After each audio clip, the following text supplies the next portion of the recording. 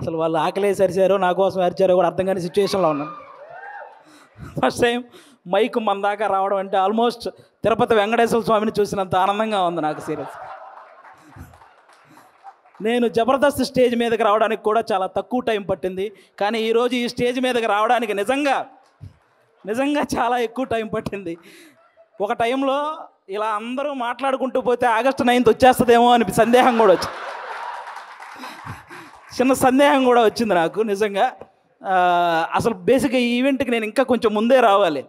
దారిలోనే ఈ ఈవెంట్ చూసుకుంటూ వస్తున్నా. ఈలోపు వాడెవడో సుమగారికి లవ్ యూ చెప్పాడు. మాదాపూర్ వెళ్ళాల్సిన వాడిని అటు మణికొండ వెళ్ళి తిరిగి మళ్ళీ రివర్స్ అయ్యి వచ్చారు. ఎందుకంటే రాజీవ్ కనకాల గారే ధైర్యం చేయరు సుమగారికి చెప్పడానికి. అలాంటిది అతను ధైర్యం చేశాడు. అది సీరియస్గా సాహసం అనే చెప్పాలి. అది ఓకే. ఈ సినిమా నువ్వా చాలు మళ్ళీ చెప్తావేంటి? ఓకే, ఈ సినిమాలో నేను చేయలేదు. ఈరోజు ఈ ఫంక్షన్కి రావడానికి ఒకే ఒక్క రీజన్, మా నాగబాబు గారు అమ్మాయి ప్రొడ్యూస్ చేసింది కాబట్టి ఈరోజు ఇక్కడికి రావడం జరిగింది అంతే. అంటే ఆయన తన తమ్ముడు కళ్యాణ్ గారి గురించి తప్ప తన గురించి ఏమాత్రం ఆలోచించుకోకుండా నిస్వార్థంగా పనిచేసి తన తమ్ముడు సక్సెస్లో ఆయన కూడా భాగమైన మా నాగబాబు గారు అమ్మాయి ప్రొడ్యూసర్గా చేశారు కాబట్టే ఈరోజు ఇక్కడికి రావడం జరిగింది. అంటే మెగా ఫ్యామిలీ అనగానే వాళ్ళని చూస్తే చాలు అనే ఫీల్ ఉన్న మాలాంటి చిన్న చిన్న ఆర్టిస్టులకి నాగబాబు గారు మా అమ్మలందరినీ దగ్గర కూర్చోబెట్టుకొని ఆయన చేతులతో అన్నం కలిపి తినిపించిన రోజులు ఉన్నాయి. అలాంటి మా నాగబాబు గారు అమ్మాయి ప్రొడ్యూసర్గా చేసింది కాబట్టి ఈరోజు ఇక్కడికి రావడం జరిగింది. వాళ్ళ అన్నదమ్ముల గురించి ఎవరైనా తప్పుగా మాట్లాడితే ఆయన అడ్డుగా నిలబడి నన్నేమైనా అనండి కానీ నా అన్నదమ్ముల జోలికి మాత్రం రావద్దని ఒక గోడలాగా నిలబడి ఎప్పుడు వాళ్ళని కాపాడుకుంటూ వస్తున్న మా నాగబాబు గారు అమ్మాయి ప్రొడ్యూసర్గా చేసింది కాబట్టే ఈరోజు ఇక్కడికి రావడం జరిగింది. అంటే ఎప్పుడు అన్నయ్య మంచితనం, తమ్ముడు మంచితనం ఇవే మాట్లాడుకుంటూ ఉంటాం. కానీ వాళ్ళని మాకు ఇంత దగ్గరగా చేసిన మా నాగబాబు గారి మంచితనం కూడా మీ అందరికీ తెలియాలి. అందుకే ఈరోజు ఇది చెప్తున్నాను అనమాట. ఇంకా మీ అందరికీ తెలుసు, నిహారిక గారు ఇప్పుడు కాదు ఒక 10 years బ్యాక్ మీకు ఒక స్కిట్ చేశారు, డి వర్సెస్ జబర్దస్త్ అని. అందులో నాగబాబు గారి క్యారెక్టర్ చేశారు నిహారిక గారు. ఆ స్కిట్ నేనే రాశాను. ఫస్ట్ టైం ఒక టైమింగ్ అంటే ఎలా ఉండాలి, ఒక పంచ్ టైమింగ్ వేసేటప్పుడు ఆ మాడ్యులేషన్ ఎలా ఉండాలి, ఇవన్నీ కూడా నాకు ఒక రకంగా అలవాటైంది కూడా నిహారిక గారి టైమింగ్ చూసే. నాకు ఆ రోజు నేను స్కిట్ రాసినప్పుడు ఆ విధంగా నిహారిక గారు అప్పటి నుంచి నాకు పరిచయం అనమాట. అంటే నిహారిక గారు వాళ్ళ పెదనాన్నగారి లాగే కొత్త టాలెంట్ని ఎంకరేజ్ చేసే గుణం ఉంది. వాళ్ళ బాబాయ్ గారి లాగే అనుకున్నది సాధించే గుణం ఉంది. అలాగే వాళ్ళ నాన్నగారి లాగే ఎంత కష్టం వచ్చినా సరే నవ్వుతూ ముందుకెళ్ళే గుణం ఉంది. ఈ మూడు కలిపి ఉంది కాబట్టి ఈరోజు ఇలాంటి సినిమా తీయగలిగింది. అంటే ఇంకో విషయం, వాళ్ళ బాబాయ్ గారి లాగే ట్రెండ్ ఫాలో అయ్యే టైప్ కాదు, ట్రెండ్ సెట్ చేసే టైప్.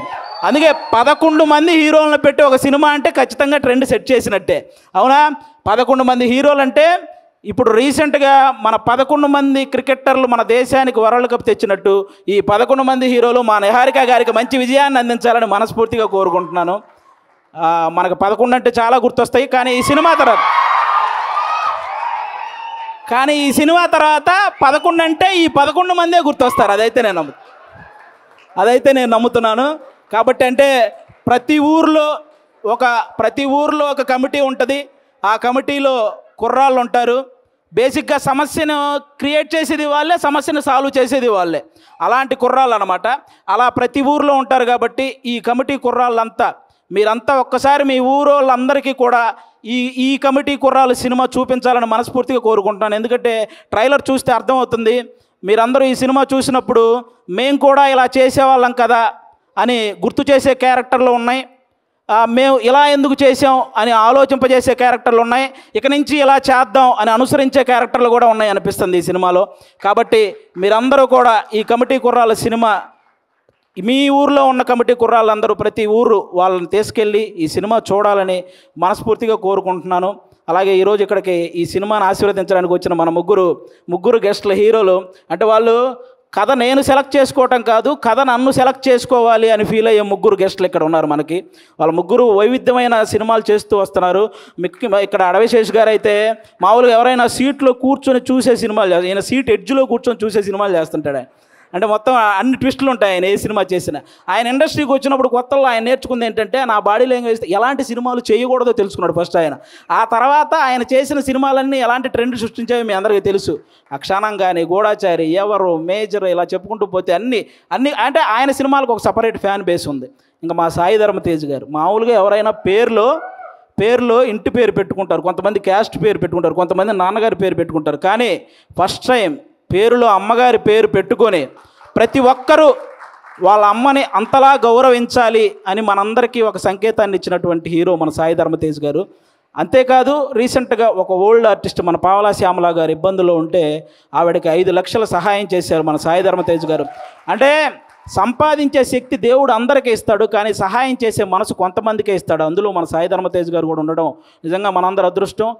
అంతేకాకుండా రీసెంట్గానే అంటే తండ్రికి కూతురికి కూడా తప్పుడు సంకేతాలు చూపిస్తూ చేసిన ఒక వీడియో మీద మొట్టమొదట స్పందించిన హీరో మన సాయి ధర్మ తేజ్. ఈరోజు సోషల్ మీడియాలో ఈ అమ్మల్ని తిట్టేవాళ్ళు, అక్కల్ని తిట్టేవాళ్ళు తగ్గుతూ వస్తున్నారంటే దానికి రీజన్ మన సాయి ధర్మ తేజ్ గారు తీసుకున్న ఆ రోజు డెసిషన్ అనమాట. అలా ఆ సాయి ధర్మ తేజ్ గారు కానీ ఇంకా మా వరుణ్ తేజ్ గారు, మా నాగబాబు గారు అబ్బాయి. అంటే నేను తొలి ప్రేమ సినిమా ఫస్ట్ నాకు తొలి ప్రేమ సినిమా ద్వారానే సినిమాల్లో ఒక సక్సెస్ వచ్చింది. అది తీసిన డైరెక్టర్ కూడా ఇక్కడే ఉన్నారు, వెంకీ అట్లూరి గారు. అంటే ఆయన కూడా మెగా ఫ్యామిలీ నుంచి వచ్చిన ఒక హీరో అన్న గర్వం ఎక్కడా ఉండదు మా వరుణ్ తేజ్ గారికి.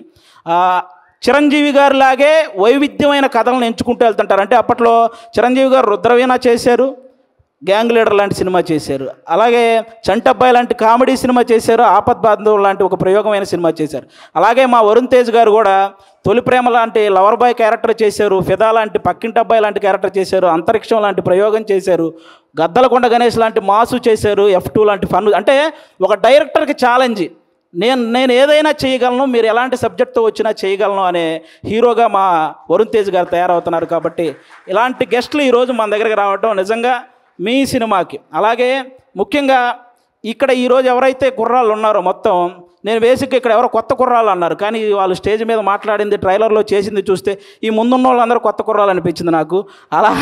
అలా మాట్లాడుతున్నారనమాట. కానీ అస్సలు సినిమా ఎక్స్పీరియన్స్ లేని ఈ టాలెంటెడ్ కుర్రాళ్ళకి సినిమా మాత్రమే ఎక్స్పీరియన్స్ ఉన్న సాయి కుమార్ గారితో కలిసి చేయటం మీ అందరి అదృష్టం నిజంగా. కాబట్టి మీ అందరికీ once again all the best. August 9 తర్వాత ఖచ్చితంగా ఈ సినిమాకి సక్సెస్ మీట్ ఉంటుందని నేను మనస్ఫూర్తిగా కోరుకుంటున్నాను. వన్స్ అగైన్ నిహారిక గారికి కూడా ఆల్ ద బెస్ట్.